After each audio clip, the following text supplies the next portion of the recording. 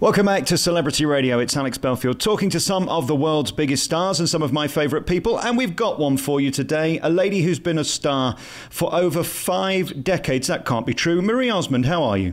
Oh, I'm good, and it's not true. Go on, how many is it? I think it's 29. You are sensational. There I was last week in Las Vegas watching you at the Flamingo with your brother Donnie.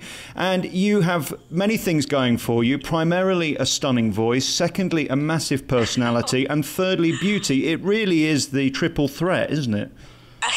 You're very nice. Thank you. And then, you know, I have to work with Donnie. There's that bit at the end where you do your shtick, and I've seen it several times. And firstly, congratulations on making that look so fresh, because to bring those gags to life every night isn't easy. But the affection and the warmth between you both is sensational. And I think that's why you've had such a long career on stage and TV together. Well, you know, we were talking about it the other day, that brothers and sisters, as far as, you know, who have worked together, recorded together, done television shows together, all of that, there's really only one other brother and sister besides Donnie and me.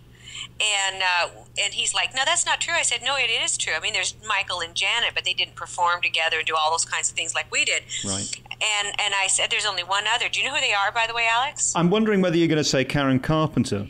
It is the Carpenters. Yeah. Isn't that crazy? Richard and Karen. Yeah. And I told Donnie, I said, I love them because Richard never spoke.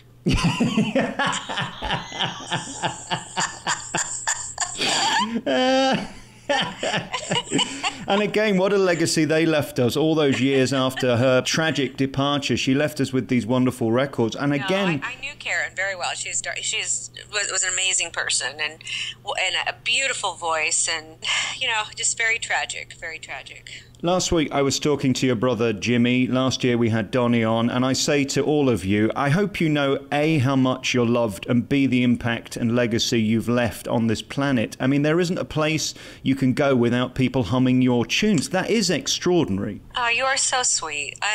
You know, one of the things that I would love to do is to come over and do my own show over there. I have not done it. I have 8 children, and I always made a promise to them that I would never leave them for longer than a week to 10 days. And, you know, to go over to England, you have to go over for at least 2 weeks or more, you know, to make it financially okay for everybody. But my kids are now at an age where they're like, go, please, get out of here. and so I thought, you know, I would love to come over and just, you know, show my many decades of music and performance and things that I have been doing, but I love it over there. You know, we're English Welsh, and we have a little bit of French in us, but you know, you get down into to Wales and that, and it's just, when we were there not too long ago, it's like, oh my gosh, it just feels like home. It's beautiful. I don't know where to start with you. This interview is going to be 4.5 hours long. We've got so much to cover, but let's start right now. Let's start at the present with this new album, Music is Medicine, which I listened to again last night. You do a track from it in the Vegas show, and what's amazing about you guys, you're not some sort of throwback. You always remain current and do stuff that's relevant today, and that keeps you current and relevant today. Is that deliberate, or is that just who you are? I think it's at the core of who I am. And maybe that's deliberate because it is at the core. But I really wasn't planning on recording another album. I have been very blessed over my career. My goodness, I had my first hit record when I was 12 years old. Paper Roses. I recorded it in Nashville with Sonny James, and I made a real calculated decision to be country. I had all the pop doors open to me because of my brothers, but I loved country music because it was so honest. And you have to remember, in the 70s, it was a very male-dominated music industry, and country was not that way. You know, Loretta Lynn, she could have her babies and sing about it and write songs and perform, and I just went, wow, I really love the honesty. So I chose country, and then over the years, you know, Meet Me in Montana, and I know in England maybe they weren't quite as large of successes, but I mean, I had CMA Duo of the Year and No Stopping Your Heart, Read My Lips, you know, those kinds of songs. Yeah. And I work 265 days a year on the road myself, just playing fairs and festivals and honky-tonks and, you know, everything in between. But this new album was one of those things, honestly, Alex, where it was just a gut. it was just this intuitive, Marie, you have to. There's music that needs to be sung, and sometimes you can only sing it when you're old enough, like 29, to sing it. And so, and it has been so incredible, the response for this new album. It's just been, my gosh, I mean, I got teary-eyed over it. I was like, oh my goodness. We debuted on Billboard charts, our album, at number 10. To debut at 10 was just more than I could have ever expected, and I'm just so grateful. And I love Wild and Sweet. That's a beautiful track. There's, of course... Thank you. Yeah, really lovely. And Living Without You, which is the last track, is just sensational as well. And then we look at track 2, which is Unbreak the Breakup. And this brings me on to my first proper question, which is this fairy tale story of you and your husband who have this wonderful relationship, create fabulous children, seemingly fall apart, and then manage to rekindle this love. This is the dream that everybody really wants, Marie, isn't it? Do you know that song? Every single song, Alex, that was chosen on that album is for a reason. It's my life. It's my love, my passion. I think the biggest regrets that I have had in my life are not being able to forgive or say, please come back. Right. And that's why I put that on as the second song. And I think, if you can say anything to a 20, 25-year-old is, make sure that you're really, really sure before you just say goodbye. And that's why that song is I think it's written so beautifully. I love the song, and I feel very honored. The writers and the producers on this album and the musicians, everybody has just been so gracious and lovely. And so I'm so glad you like that song. It's really a beautiful song, and it's one of those little miracles. It's those tender mercies that God gives you. We hadn't seen each other in 25 years, literally, and we ran back into each other, and it was like, oh my gosh, let's talk. And we started to date very privately. We didn't want the kids to know because they loved him, and I didn't want any hearts broken, if things didn't work out, and we ended up getting married again. Yeah. I even wore the same wedding dress that I wore 30 years before. I mean, I couldn't put my arms up in that sucker, but I wore that dress, okay? And I wonder, when you walked away that final time and hugged him goodbye, whether you knew you were making the wrong decision, or did time heal that mistake? Well, I think you look back on things, and I think, we talked through a lot of things, but there really is something special about that first love in your life. And I think God knew it, and I think we knew it. And sometimes it takes time to appreciate. I think it's like, I watched this couple. They were married, I can't remember. It's like one of the oldest living couples. They were both like 100 years old. And this was back when Johnny Carson was hosting, back in, at least 20 years ago. And he said, why? What made your marriage work? Because you were still in love. And he said, I just don't think we expected so much out of each other. We just kind of grew together, and we learned to love things together and not like things together. We just grew up together, and we just didn't let stuff that wasn't important become a big deal. And I think that's what time does, is you realize there's just some things that just don't matter, do you know? Are you like me? Do you worry about this Facebook generation who live their life vicariously online, and everybody's having more sex than everyone else, everybody's more attractive than everyone else, everybody wants somebody richer than everyone else? It's a bit depressing the way we've sort of gone and are at the moment. Well, I think that you want to portray this beautiful, this thing, and then sometimes life isn't. That's really not life, is it? No. I mean, reality is that we are all going through this thing called the human experience. And I think that I've worked with everybody on the planet. I don't know anybody I haven't worked with. And you see this life that is supposed to be so big and grandiose, and it is work. But I think, I was talking to Paul Anka about this not too long ago, because he was like one of the first big child boy celebrities. And he said, I made mistakes when I was a kid celebrity, but it wasn't plastered all over the media. And he goes, it's like you can't go anywhere anymore where somebody doesn't have a phone and they're taking a picture of themselves doing a kiss.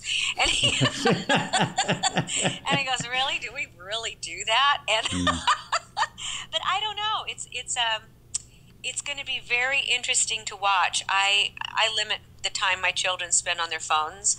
I think that I think that we learn more from the hard times than we ever do from the good times. And so I think it's important to go through difficult things and learn how to deal with it, you know? I think above anybody else I've ever interviewed, and this is a great honor to speak to you for the first time, you seem to have fought adversity better than everyone else. You seem to have been the first one that admits when you have a problem and go public with it. And that, I think, helps a lot of people. I want to start with weight, because there you are with the Nutrisystem, currently inspiring women around the world and men too. But weight really has been something that defined your life. I look at your relationship with your mother. I look at the incident at 15 where you were told you were too fat, yet you were gorgeous. Weight is such an obsession in our society today, isn't it? It really is. And I think it's just a never-ending battle. Because we are, from the time we watch TV, we're inundated with, you're not happy unless you eat this, and you're not happy unless you eat that, and you've got to try this, you've got to try this. And I think sugar is really an enemy in our lives. But, you know, it's what's promoted, and it's what we do. You know, I have been doing Nutrisystem now for 9 years. They keep saying, well, do you want to keep doing it? And I'm like, absolutely I do.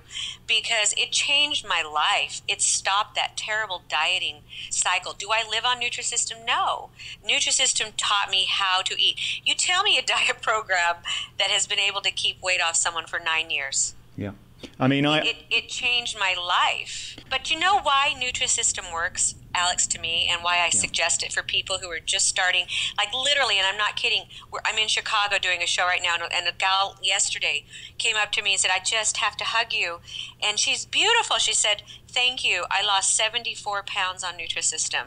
And she goes, I'm going to my daughter's wedding, and I just want to thank you because I feel beautiful. And I said, it's not about being skinny, is it? And she goes, no. I said, it's about feeling good, where you can walk up a flight of stairs and not be exhausted. And the thing that you're saying about sugar, the reason it works is because if you told me that I had to eat steamed chicken and vegetables, you know, for 4 months, I'd say, go away. Right. But because Nutrisystem gives you, you know, diet versions of the foods that put the weight on you, you don't feel like you're dieting while you're dieting. And while you're dieting, you're starting to add in vegetables and drink more water and all these things that are so healthy.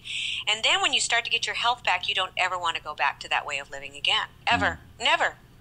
I think that's so inspirational for women. Another thing that you talk about that, again, I think has changed the world's perception is postnatal depression, as we call it in England, which is this thing that nobody wants to admit. Women are embarrassed about it because they want to be the perfect mother. We talk about social media. Everybody's got to be perfect now. And that pressure is so overwhelming. And I think you really were the first high-profile person to come out and admit, this is tough, I'm struggling, and it's as grim as it can get when you're at your lowest.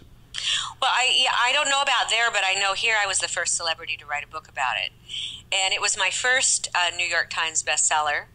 But and I was stunned because what really happened is, you know, here I found myself in the breakdown lane of life. And it was interesting because, you know, I had the job, I had the kids, I had the family, I had the career, you know, whatever.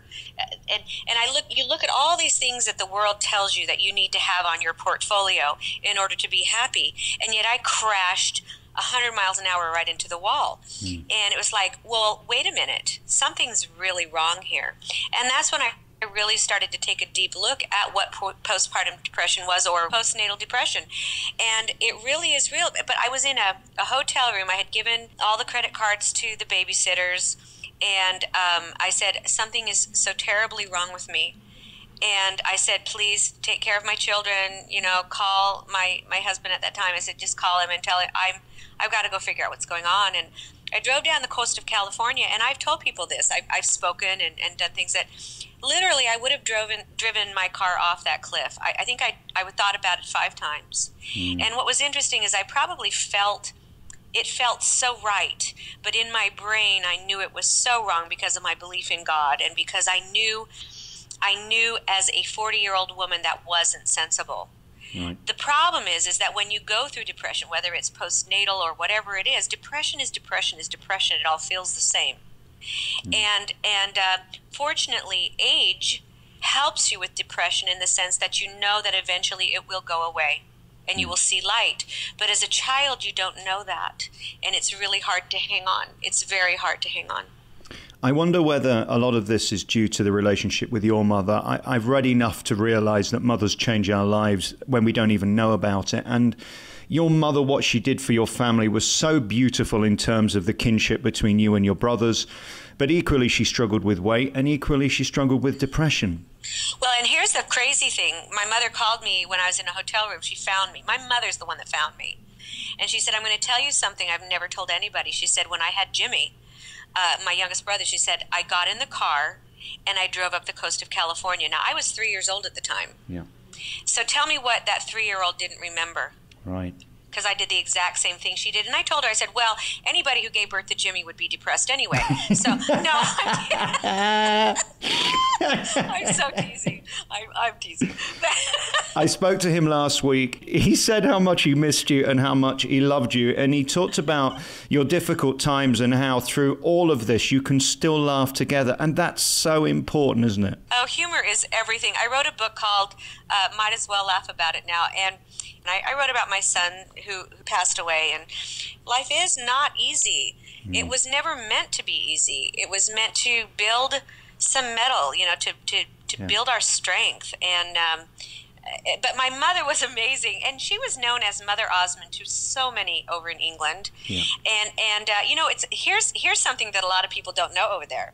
So the Osmond newsletters, the Spotlight magazines, the Osmond Brothers fan club, and all of that stuff. I'm the one that answered your letters with my mother. you it's guys your don't fault. Realize it. Yeah, I'm the one. I know you guys better than you think I do. Wow. How many of my letters did you reply to? Well, this is worrying. You scared me. No, but it was so funny because I even do like a Sunday post on my social media, my Facebook, Instagram, Twitter. I do all of that. And I laughed the other day and I thought, my gosh, my mother's channeling me.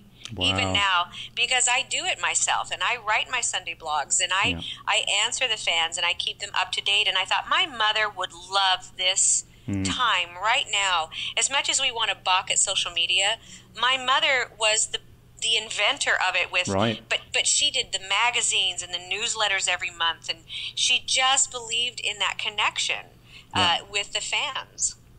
I want to end with one note of congratulations. After your son passed a few years ago, you took back to the stage and that was your therapy. And I think some in the media criticized you for it because they didn't understand the power of the music and the connection with your audience. I know it can't have been easy to stand back on that stage. Was it the toughest time of your life, or did that give you 90 minutes to just be you again? Oh, it was terribly tough. Yeah. I would absolutely not be truthful if I didn't tell you it was painful. But I knew, and I knew people were going to judge. But my only concern at that time were my other children. And I had to show them that they had to keep living. And, it would have been so easy to go into my room and never come out. Yeah. It is not right. And I have hugged many people that come to meet and greets, and many people who fly from over there to Vegas to see the shows, and they'll just hug me and say, I belong to your sorority club. And I'll go, it really sucks, doesn't it? And it does, but that was a calculated decision to keep telling my children we had to keep living. Michael would have wanted that. Michael was such a good kid. And I do believe that there are moments of temporary insanity. And unfortunately, I invited his birth mother to the funeral, and I sat with her, and she was so lovely, and she says, I'm so sorry, because she struggled with severe depression her entire life, and she said, I passed that on to him. And I said, please, here, I'm going to cry, sorry. But I said, don't ever be sorry, because you gave me 18 of the best years of my life with him. And he was just a joy. He was just a beautiful child, and a light to our family. He just struggled. He struggled deeply. And in my book, The Key is Love, I wrote about him, and we used to call him Mallard, the duck. But it was so interesting because his little lip looked like that when he was born. But I use the analogy that Mallard's feet, they just paddle so crazily to stay afloat, and that was Michael. Michael, underneath the smooth water, his feet were pedaling so hard to stay afloat, and he tried. He really tried. And I always say we're all just one moment away from that insanity ourselves. Anything can happen in our day or lives to put us over the edge, and some of us able to fight through it and others aren't. For anybody to judge anybody on that and anybody's reaction to it is disgusting. Well, I believe, like I said, music is medicine, and I truly believe, I even post that a smile can change someone's life. And so you never know, by being kind to somebody, it will change their whole day or whatever. But music has been my medicine, and I know that's the title of the album. But music, whether it's, doing Broadway and King and I and Sound of Music or whatever it is, opera, music has been my drug of choice, because I never got into that scene growing up. Right. But music could say things for me and take me places that nothing else could. And so I'm so grateful to everybody who has supported me through the years and listened to my music, and I'm so grateful, so very, very grateful. Music is Medicine is the brand new album by Marie Osmond. I want you to know how much we love you and care about you and your family. You have brought such joy to this planet, and seeing you live is sensational. So nice. I mean it. You really are loved. And when we look at what Donnie are doing and Jimmy and the success that they're having in the UK, I beg of you to come over, because we'd love to see you. Make it happen. I would love to. I'm not sure when, but I'd love to even do it maybe the beginning of next year. It would be something that I would really love to do, and I think people would enjoy. I'll catch you up. I do a really fun show that's kind of it's like a telling story of my life, lots of music, and I'll bring over my nephew David Osmond, who is fantastic. Wow. But I'm one of my charities is Children's Miracle Network. John Schneider and myself. My mother started the Hearing Foundation, and then John and I took over Children's Miracle Network. I know a lot of people are like, what is the real story? You can go to the books and find out. It's all documented. But we started that 33 years ago and have raised over $5 billion for children.